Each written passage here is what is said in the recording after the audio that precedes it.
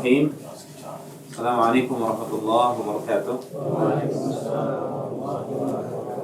Alhamdulillah ikhwatifillah rahimani wa rahimakumullah. Kita bersyukur kepada Allah Subhanahu wa taala, kita memuji Allah atas taufiknya. Kembali kita dipertemukan di majelis ini, majelis ilmu. Semoga Allah Subhanahu wa taala limpahkan rahmat dan keberkahan untuk kita semua. Amin. Semoga Allah ikhlaskan kita selalu, kemudian Allah wafatkan kita di atas Islam dan Sunnah. Amin. Mulai pertemuan kali ini kita akan bahas tentang fiqhus siyam, fikih-fikih seputar puasa, karena insyaAllah sebentar lagi kita akan memasuki bulan Ramadan. Perlu kita murajah kembali perkara-perkara yang wajib kita ketahui seputar puasa Ramadan, karena para ulama menyebutkan ketika mendefinisikan tentang takwa, Talaq bin Habib rahimahullahu ta'ala menyebutkan at-taqwa an ta'amala bi ta'atillahi ala nurin minallah tarju thawaballah wa an tatruka al-ma'siyata ala nurin minallah takhafu iqabahu. Jadi yang namanya takwa itu, dia harus mencakup 3 hal, baru bisa kita dikatakan mewujudkan takwa. Kalau kita mewujudkan 3 hal, yang pertama,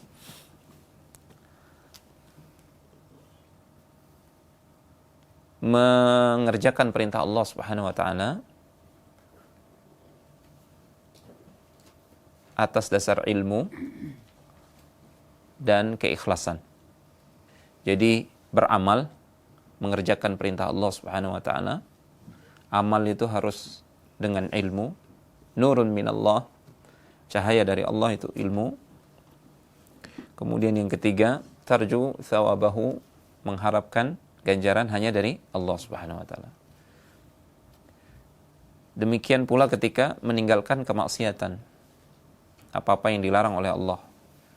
Antatrukal ma'siyata ala nurin minallah. Kita harus berilmu apa yang dilarang oleh Allah, apa yang dibenci oleh Allah, harus punya ilmunya. Karena banyak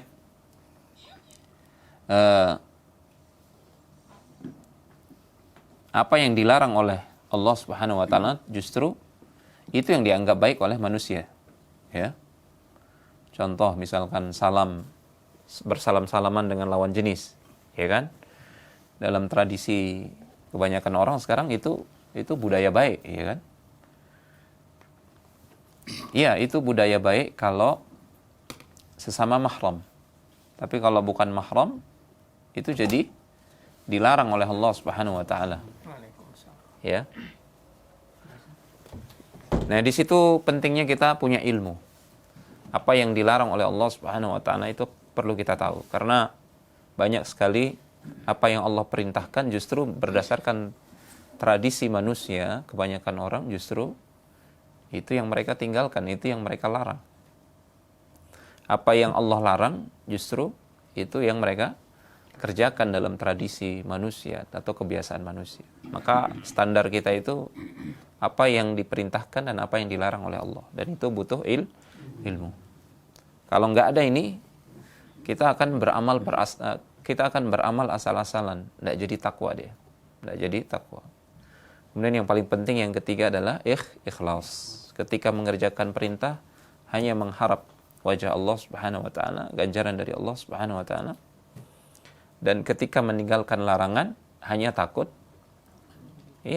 kepada Allah Subhanahu wa taala. Artinya meninggalkan larangan tersebut bukan gara-gara takut kepada makhluk, tapi gara-gara takut meninggalkan atau melanggar ketentuan Allah Subhanahu wa taala. Taib, ikhwati fillah rahimani wa rahimakumullah. Kita mulai pembahasan yang pertama terkait hakikat puasa itu maknanya apa? Secara bahasa as-siyam itu maknanya adalah al-imsak, menahan diri. Secara istilah menahan diri, secara istilah syar'i, puasa itu adalah al-imsak hanil mufattirati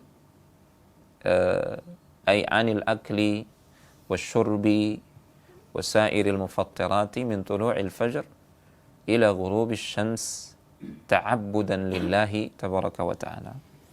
Jadi puasa itu adalah beribadah lillah, hanya kepada Allah Subhanahu wa taala, dengan cara menahan diri dari makan, minum dan semua yang membatalkan puasa, ya, termasuk jima', berhubungan suami istri siang hari Ramadan. Mulai kapan sampai kapan? Min tulu'il fajri, sejak terbitnya fajar. Fajar yang dimaksud di sini adalah al-fajrul tsani, fajar yang kedua. Ya, karena ada fajar yang pertama itu fajar kadzib. Ya. Dia ada cahaya, dia vertikal ke atas itu. Itu bukan fajar. Fajar pertama istilahnya. Tapi yang jadi patokan adalah fajar yang kedua, yang ada cahaya yang horizontal, ya, dia menyebar, membentang gitu. Yes, semenjak muncul itu wajib kita imsak, menahan diri dari makan, minum dan semua yang membatalkan puasa. Sampai kapan? Ila ghurubis syamsi, sampai terbenamnya matahari. Terbenamnya matahari ini semua bola matahari itu terbenam, ya, tidak terlihat, ya. Kalau masih separuh, seperempat, belum, ya. Jadi kalau masih baru bagian bawahnya yang tenggelam, jangan langsung minum, ya. Jangan langsung makan, itu belum tenggelam. Yang namanya tenggelam, ghurub itu tenggelam semuanya. Taib. Kemudian puasa itu ada dua. Ada puasa yang disyariatkan, ada puasa yang dilarang atau diwanti-wanti jangan untuk dikerjakan. Ya. Puasa yang disyariatkan ada dua juga, ada puasa wajib, ada puasa sunnah.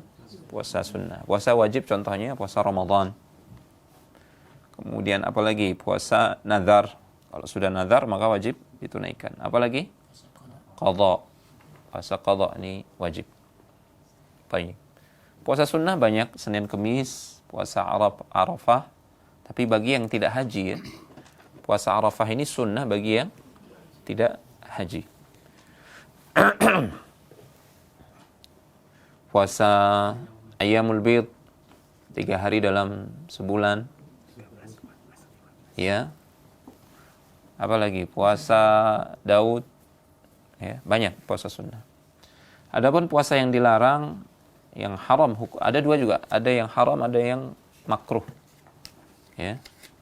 Yang haram puasa Idul Fitri dan Idul Adha, itu haram hukumnya. Ayyamut Tasyrik juga nggak boleh, ya. Ayyamul akal wa syurb, itu hari makan dan minum memang. Kemudian yang dimakruhkan contohnya puasa Arafah untuk orang yang haji. Ini hukumnya makruh, tapi tidak sampai haram, ya, kata para ulama. Baik, kita bahas tentang imsak. Kapan mulai imsak? Imsak ini sekali lagi maknanya secara bahasa apa tadi? Menahan diri. Ya. Jadi kalau orang bilang sudah masuk imsak, sudah masuk waktu imsak, itu sebenarnya secara syar'i adalah ketika masuk waktu fajar. Itulah waktu imsak. Bukan 15 atau bukan 10 atau 15 menit sebelumnya. Bukan itu yang dimaksud dengan imsak. Kapan mulai imsak? Mulai tadi udah sampaikan ketika udah mulai masuk waktu al-fajar, al-fajrul tsani. Dulu Rasulullah SAW punya dua muadzin. Muadzin pertama itu biasanya Bilal. Ini Bilal azan sebelum fajar kedua. Ya, masih boleh makan dan minum ketika itu. Ya. Azan kedua itu dilakukan oleh Ibnu Ummi Maktum radhiyallahu taala anhuma. Jadi Rasulullah SAW menyebutkan dalam hadis riwayat, ya, silakan makan dan minum, yang maknanya seperti ini, ya silakan makan dan minum sampai kalian mendengar azannya Ibnu Ummi Maktum. Karena apa kata Nabi? Karena Ibnu Ummi Maktum itu azan kalau sudah terbit fajar. Maksudnya adalah fajar yang kedua. Ya. Sekaligus itu tanda masuknya waktu sholat subuh. Ya. Tapi sekarang ada permasalahan. Nah, dengar ucapan saya baik-baik ya. Jika sudah jelas fajar sudah masuk, waktu fajar kedua sudah masuk, kemudian ada makanan di mulut kita, apalagi makan sahur misalkan, kemudian kita mengetahui secara meyakinkan waktu fajar sudah masuk, apa yang harus kita lakukan? Ini pertanyaannya. Habiskan. Dihabiskan? Diselesaikan ini apa maksudnya? Dimakan? Hajat. Ya. Perhatikan ucapan saya. Jika sudah meyakinkan bagi kita fajar sudah terbit, sudah yakin nih, makanan sahur masih di mulut, apa yang harus dilakukan? Dicukupkan yang di mulut saja. Yang di mulut. Nah ini dari dulu kita salah paham. Jadi sepakat ulama semua madhab, Hanafiyah, Hambali, Syafi'iyah, Malikiyah, itu harus dibuang, bukan ditelan. Kenapa? Karena fajar sudah terbit. Sudah meyakinkan fajar sudah terbit. Kenapa kalau antum telan dia? Berarti bertentangan dengan ayat Al-Quran. Ya. Fakulu washrabu hatta yatabayyana lakumul khaytul abyadu minal fajri.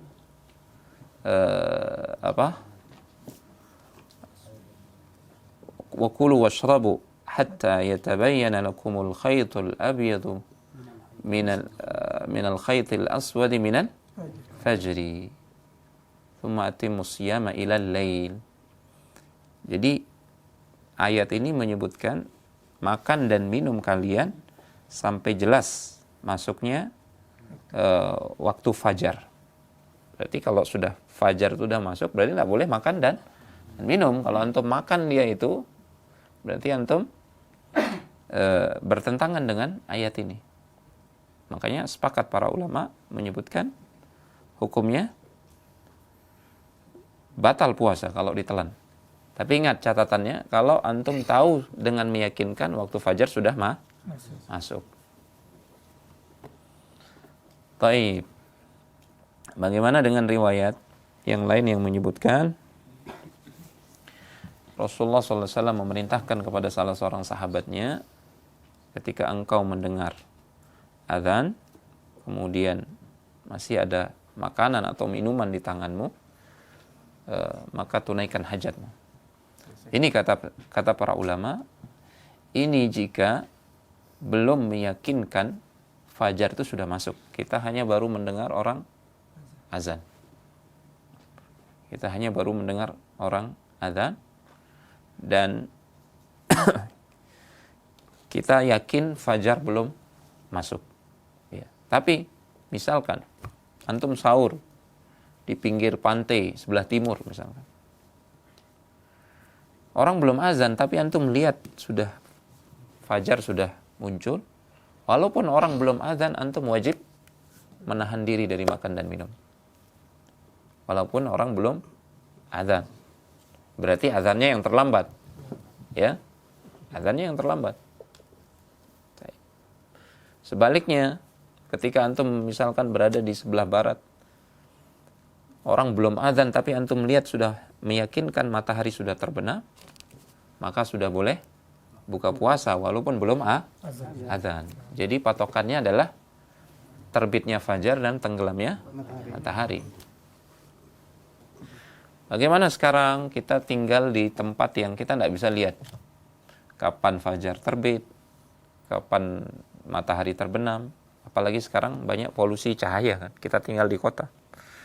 Maka pegangan kita adalah pemerintah. Apa yang dikatakan oleh pemerintah. Cukup itu sudah, insya Allah.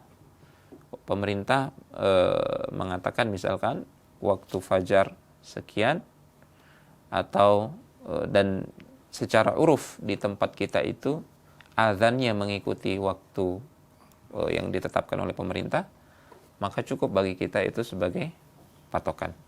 Ya, azan itu. Kalau kita kecuali kalau kita tidak yakin. Kecuali kalau kita ragu dengan ini muadzinnya suka kecepatan azan. Nah, itu baru berlaku tuh. Ya, kalau masih ada gelas kita pegang, kita dengar orang azan dan kita yakin dia biasanya kecepatan azannya boleh dilanjutkan. Ya. Tapi jangan keterusan ya, jangan keterusan sampai hajat tertunaikan, sampai hajat kita tertunaikan. Ya, artinya kalau sudah habis segelas ya jangan berombok lagi, jangan nambah lagi ya, jangan sampai nyekop nasi lagi begitu antum. Ya. Ya, karena ayatnya tadi jelas ya. Wa kulu washrabu hatta yatabayyana lakumul khaytul abyadu minal khaytil aswadi minal fajr. Thumma atimmu as-siyama ila al-lail. Jadi patokannya adalah fajar dan ghurubus syams. Jelas ya? Jelas. Baik. Jadi jangan ditelan. Kalau antum sudah yakin fajar sudah masuk, jangan ditelan. Jangan ditelan. Itu sepakat semua ulama fikih sepakat seperti itu. Dijelaskan dalam fiqhul ibadah, kitab fiqhul ibadah ini.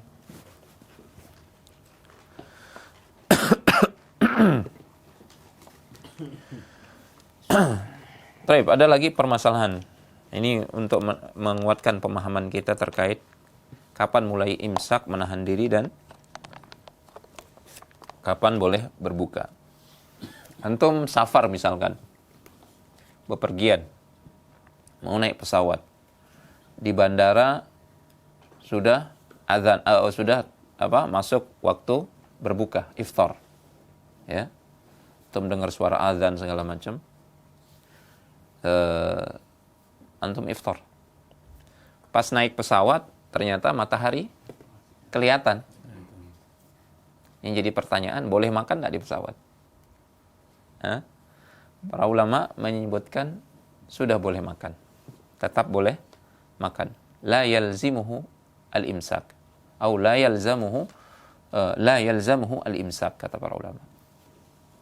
Dia sudah berbuka di bawah dan sudah masuk waktu berbuka. Ketika dia di atas, dia lihat matahari masih belum terbenam, ya wajar, karena dia misalkan terus ke barat, terus naik ke atas kan. Maka para ulama menyebutkan boleh dia lanjut makan minumnya. Artinya tidak harus dia menahan diri ya dari makan dan minum. Itu fatwanya Syekh bin Baz, Syekh Abdul Razak Al-Afifi, dan Syekh Ibnu Utsaimin rahimahullahu taala. Baik. Bagaimana jika di bandara belum masuk waktu iftar? Di bandara belum masuk waktu iftar, antum naik pesawat, ya. Di dalam pesawat dapat informasi, misalkan dapat informasi dari pilotnya, ya, sudah di negeri di bawah kita, di daratan itu sudah masuk waktu berbuka, dia bilang. Tapi antum melihat ke jendela, matahari masih kelihatan. Gimana? Enggak, kita tetap puasa. Iya, jawabannya tetap puasa. Karena bagi kita matahari ketika itu belum tenggelam. Itu fatwa Syekh bin Baz, fatwa Syekh Ibnu Utsaimin rahimahullah taala. Karena berpegang kepada nas ayat. Ayatnya satu tadi yang kita baca itu. Ya. Wa kulu washrabu hatta yatabayyana lakumul khaytul abyad minal khaytil aswad minal fajr thumma atimmus siyama ila al-lail. Ayatnya itu saja. Wajib menahan diri ya semenjak fajar terbit sampai matahari terbenam. Kalau belum terbenam, belum boleh berbuka. Ya. Adapun bagi orang-orang yang di bawah ya sudah terbenam, boleh dia berbuka. Terus gimana dong? Ya sabar. Di situ ujian kita sebagai hamba Allah Subhanahu wa taala. Insya Allah pahalanya tambah besar karena tambah lama dia bersabar. Ya. Apalagi kalau pesawatnya semakin ke barat, nggak terbenam dia. Ya sabar. Ya sabar. Bagaimana kalau berat? Ya Allah, berat Ustadz, berjam-jam kita di pesawat. Kalau berat, tidak mampu, boleh diqadha di waktu yang lain. Artinya, apalagi safar kan, tidak wajib puasa. Boleh dia tidak puasa. Ya, silakan diqadha di hari yang lain. Nah, itu solusi di agama kita. Ya, jadi agama kita ini, masya Allah, semua permasalahan tuh ada jalan keluarnya. Ya, jangan kita mengambil jalan keluar menurut kita, kemudian kita melanggar nas atau dalil. Ya. Dalilnya mengatakan tidak boleh berbuka kecuali setelah terbenam matahari. Ya tetap kita ikuti seperti itu. Ya, jelas ya. Jangan dalil kita apa kata pilot. Pilot mengumumkan sudah masuk waktu berbuka, antum dengan jelas melihat, oh belum ini. Kecuali misalkan, ya gelap, awan, tidak terlihat, hujan. Pilotnya mengumumkan sudah masuk waktu berbuka, ya alhamdulillah berbuka. Ya, kalau pilotnya salah ya tanggung jawab pilotnya mungkin ya. Antum, alhamdulillah. Itu kemudahan dari agama kita. Ada saatnya kita mudah dan kita wajib bersyukur. Ada saatnya kita diuji dengan puasa yang lebih panjang, dan di situ wajib kita bersabar. Baik. Bagaimana kalau ada di belahan dunia yang lain puasanya siang harinya itu panjang sekali. Contoh seperti di Norwegia itu siang hari bisa 20 jam. Itu di awal-awal bulan April, di awal-awal bulan musim panas.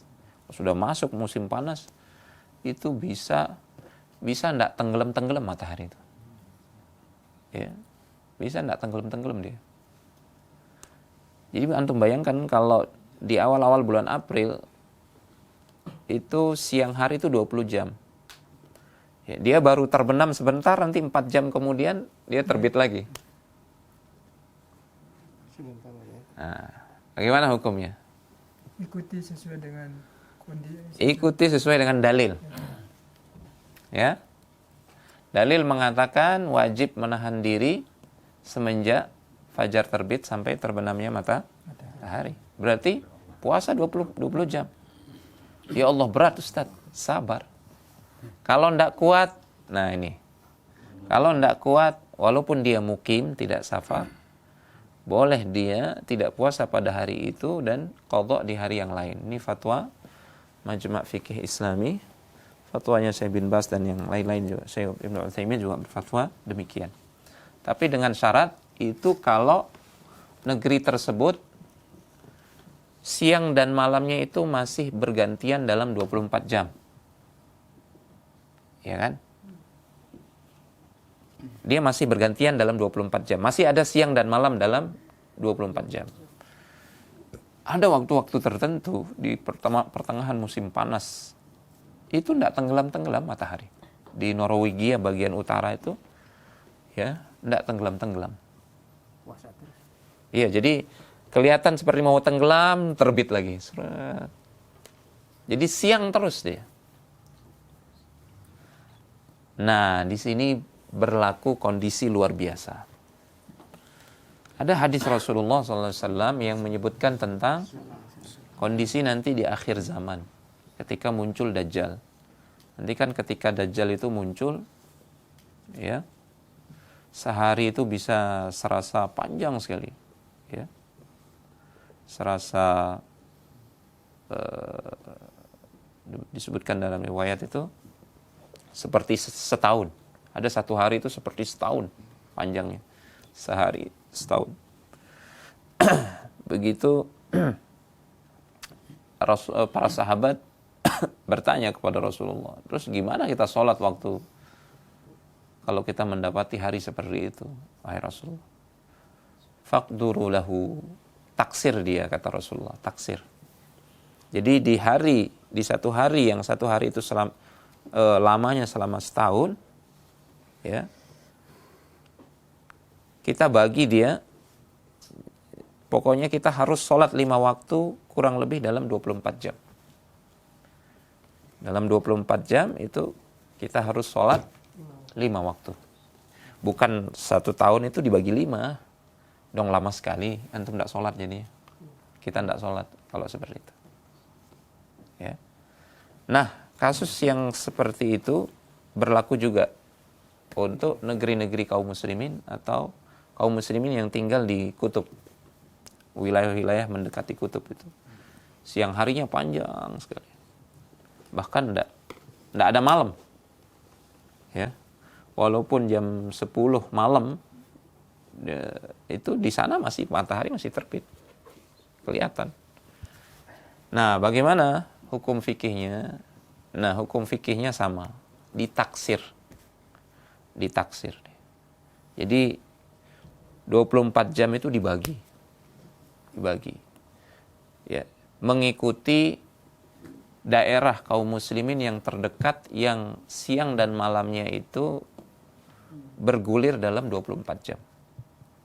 Ya, misalkan daerah yang terdekat yang 24 jamnya itu bergulir, yang siang malamnya itu bergulir 24 jam, misalkan Amerika. Nah, ikuti waktu sholatnya Amerika itu kaum muslimin di Amerika, atau waktu berbuka dan waktu puasanya kaum muslimin di Amerika itu ikuti yang terdekat. Itu fatwanya Syekh bin Baz Ibnu Utsaimin rahimahullah taala, fatwa. Iya. Jelas ya? Jadi ada 2 kondisi. Kalau negerinya itu siang dan malamnya bergulir dalam 24 jam, tetap harus mengikuti terbit dan terbenamnya matahari.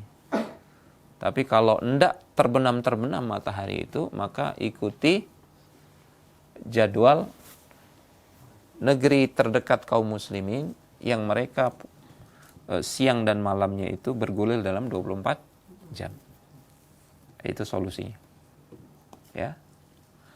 Atau sebagian ulama juga mengatakan, ya sudah, Ramadan pada tahun tersebut kalau bertepatan dengan musim panas, ya jangan puasa pada saat tersebut. Nanti puasa di waktu pertengahan yang siang dan malamnya itu sama panjangnya.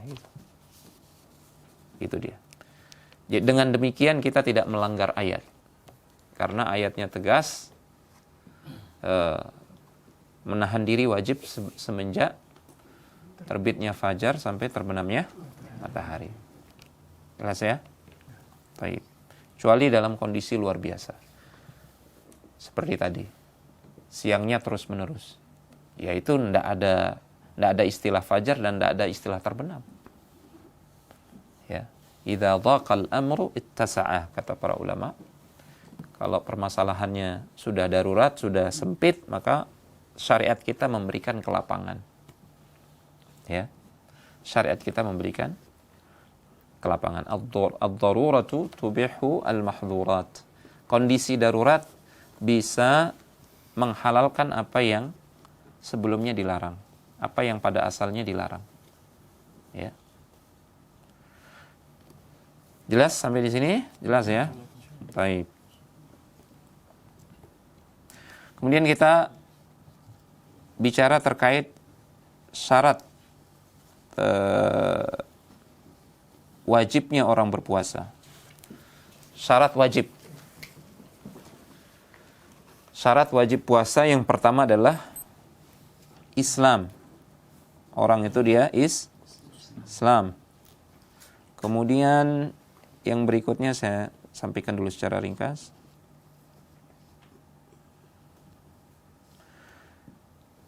Bulugh, dia balik. Ya, dia balik.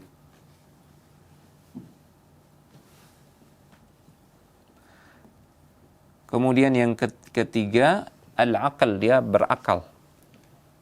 Artinya dia bukan orang gila. Dan dia mukim. Mukim. Dia tidak, artinya bukan musafir. Bukan musafir. Taib. Artinya orang yang bukan Islam, ya tidak terkena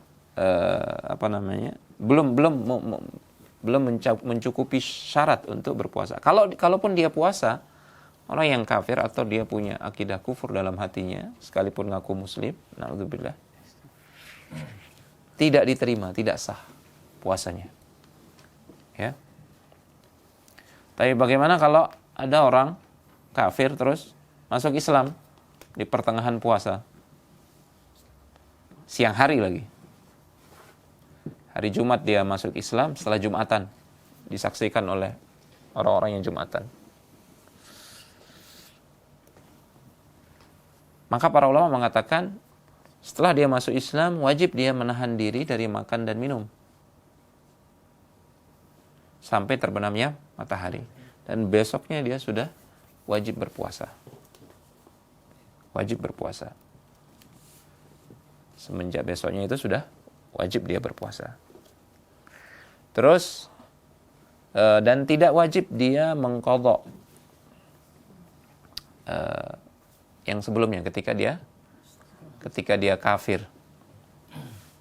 Dan hari ketika dia masuk Islam itu dia menahan diri itu juga terhitung puasa. Tidak wajib dia qadha. Tidak wajib dia qadha. Ya. Karena dulu Nabi SAW perintahkan salah seorang sahabat ketika diwajibkan puasa hari Asyura itu, ada sahabat yang umumkan keliling. Siapa yang belum makan, lanjut puasa. Hari ini puasa Asyura. Ya. Siapa yang sudah makan pagi tadi, wajib menahan diri. Jangan makan. Ya. Dan Nabi tidak memerintahkan orang yang sudah makan pada hari itu untuk mengqadha puasa. Ya, maka tidak harus diqadha puasa pada hari itu. Taib. Ini kemudian la yajibu as-shaumu illa 'alal qadir. Puasa itu tidak wajib kecuali bagi orang yang mampu. Nah, karena Allah Subhanahu wa taala berfirman, la yukallifullahu nafsan illa wus'aha. Allah tidak membebani seseorang melebihi kemampuannya. Wa ma ja'ala 'alaikum fid dini min haraj. Allah Subhanahu wa taala tidak menjadikan dalam urusan agama ini sesuatu yang memberatkan.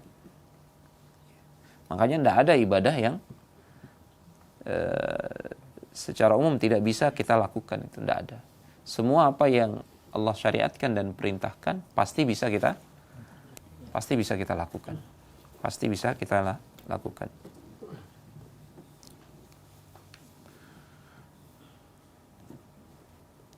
Yushtaratu liwujub as-sawmi 'ala al-mar'ati taharatuha min damil haid wan nifas. Bagi seorang wanita dipersyaratkan wajibnya dia puasa itu kalau dia sudah suci dari darah haid dan nifasnya. Ini ijma' para ulama. Ya. Kalau dia ada wanita yang berpuasa ketika dia haid dan nifas, maka hukumnya haram. Yahrumus shaum farduhu wa nafluhu 'alal haid wan nufasa.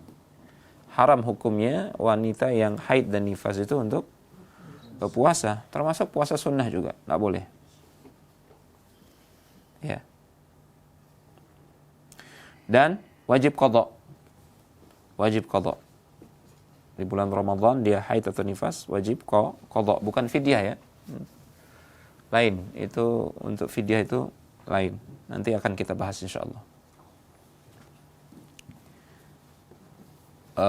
Ibu-ibu istri di rumah kalau ditanya, ini bapak-bapak enggak boleh lalai masalah ini. Ada utang puasa apa enggak? Tanya dari sekarang. Kadang-kadang ibu-ibu di rumah itu suka lalai. Ya karena capek ya. Nah, suami wajib mengingatkan itu. Kalau enggak, suami ikut berdosa. Ya. Suami ikut dosa. ingatkan dan suruh segera untuk mengqadha. Ya, kalau dulunya itu dia tidak berpuasa karena nifas atau haid atau karena sakit. Ya. Ini ijma' para ulama.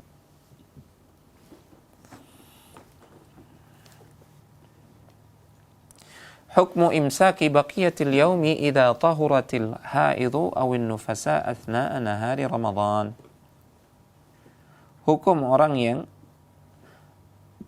menahan diri dari segala yang membatalkan puasa di siang hari kalau seorang wanita tersebut dia suci di tengah hari. Ya, suci tengah hari. Ya. Dia baru sucinya misalkan di waktu asar atau di waktu zuhur. Idza tahuratil haidu aw an-nufasa'u athna'a nahari Ramadan fakhtalafa ahlul ilmi fi hukmi luzumil imsaki 'alaihima 'ala qaulain. Ada dua pendapat para ulama, ya. Yang jelas tidak ternilai puasa di hari itu bagi dia. Ya, bagi wanita tersebut. Dia wajib, tapi sebagian ulama mengatakan pendapat pertama, tapi dia tetap wajib menahan diri. Misalkan dia sudah suci waktu zuhur. Ya. Jelas dia tidak berniat puasa kan malamnya. Dia tidak berniat puasa malamnya. Boleh jadi dia makan sarapan dia. Nah, setelah dia suci di siang hari tersebut, dia mandi, wajib dia tahan diri dari makan dan minum di sisa hari Ramadan itu sampai terbenam matahari. Tapi hari itu wajib diqadha karena tidak terhitung puasa.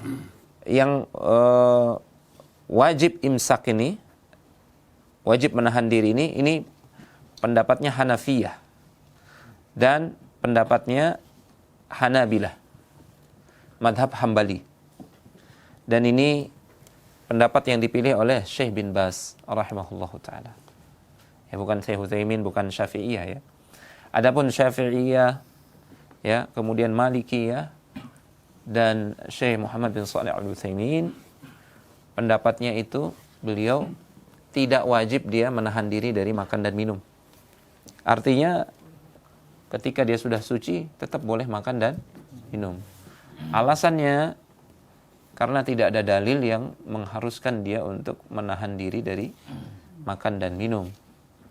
Karena orang yang haid dan nifas boleh dia tidak puasa, dan orang yang tidak puasa boleh makan dan minum. Ya. Jadi ada dua pendapat nih. Pendapat Syafi'iyah justru, mazhab fikih yang banyak dianut di negeri kita ini, mengatakan tidak wajib menahan diri.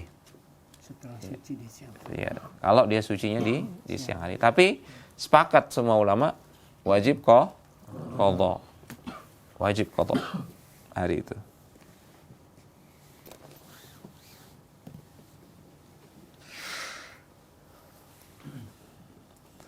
Hukmu tanawulil mar'ah hubub man'il haid min ajli an tasuma asyhara kamilan duna inqita'.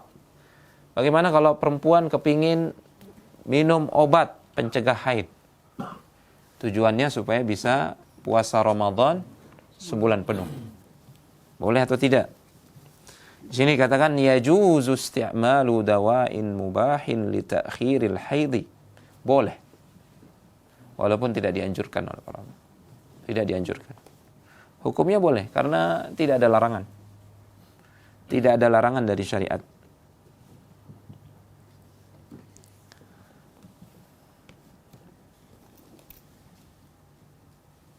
Namun dengan syarat itu tidak mendatangkan mudarat bagi kesehatannya. Ya, itu syaratnya. Ini pendapat dalam mazhab Hambali dan fatwanya Syekh bin Baz rahimahullahu taala. Ya. Namun perlu musyawarah dengan dokter di sini dikatakan. Ya, wa bistisyaratit tabib. Ya. Boleh, tapi atas dasar saran dokter. Gitu. Namun yang Anda baca, para ulama yang lain mengatakan jangan. Jangan. Justru lebih afdol itu wanita itu bersabar dengan kodratnya. Bersabar dengan kodratnya yang Allah tetapkan pada dia. Ya, kodratnya dia misalkan haid ya rutin tiap bulan. Maka dia bersabar. Justru di situ lebih besar pahalanya. Kalau bicara secara hukum boleh tidak boleh, hukumnya boleh. Ya. Wallahu taala a'lam. Apalagi misalkan kalau dilihat dari sisi kondisi. Misalkan secara uruf seorang istri misalkan hampir tidak memungkinkan atau sulit bagi dia karena kesibukan dia meladeni suaminya, ya, suami yang banyak anaknya misalkan ya, atau ngurus anak banyak, sulit bagi dia untuk atau dikhawatirkan dia tidak bisa apa istilahnya qadha. Maka di sini boleh suami menyuruh istrinya untuk minum obat yang seperti ini. Tapi syaratnya harus atas saran dokter. Ya. Kenapa para ulama mengatakan demikian? Harus dengan syarat dokter karena dia yang berilmu dalam masalah ini, maslahat mudaratnya. Apa dalilnya? Dalilnya ada dalam Al-Quran. Fas'alu ahla dzikri in kuntum la ta'lam.